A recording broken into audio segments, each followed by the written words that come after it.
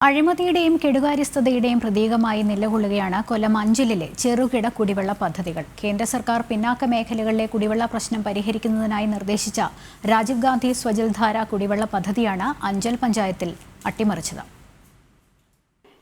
അഴിമതിയുടെയും കെടുകാര്യസ്ഥതയുടെയും പ്രതീകമായി നിലകൊള്ളുകയാണ് അഞ്ചലിലെ ചെറുകിട കുടിവെള്ള പദ്ധതികൾ. കേന്ദ്ര സർക്കാർ പിന്നോക്ക മേഖലകളുടെ കുടിവെള്ള പ്രശ്നം പരിഹരിക്കുന്നതിനായി നിർദ്ദേശിച്ച രാജീവ് ഗാന്ധി സ്വജൽധാര കുടിവെള്ള പദ്ധതിയാണ് അഞ്ചൽ പഞ്ചായത്തിൽ അട്ടിമറിച്ചത്. 90% കേന്ദ്ര ഫണ്ടും ബാക്കി ഗുണഭോക്തൃ വിഹിതവും ചേർത്ത് സ്വകാര്യ ഭൂമിയിൽ കെട്ടിയുയർത്തിയ കോൺക്രീറ്റ് കുടിവെള്ള സംഭരണികൾ 15 വർഷത്തിലേറെയായി അഴിമതിയുടെ സ്മാരകങ്ങളായി നിലകൊള്ളുകയാണ്. അഞ്ചൽ പഞ്ചായത്തിലെ ഇത് അരിപ്ലാശ്ശി മൂന്നാം വാർഡാണ്. ഞങ്ങളുടെ ഏറ്റവും ഈ പഞ്ചായത്തിലെ ഉയർന്ന പ്രദേശമാണിത്. പിന്നെ ഞങ്ങൾക്ക് മഴക്കാലം അല്ലാതെ വേനൽക്കാലത്തെ സമയത്ത് വളരെ ജലത്തിന് ബുദ്ധിമുട്ടുണ്ടാവാറുണ്ട്.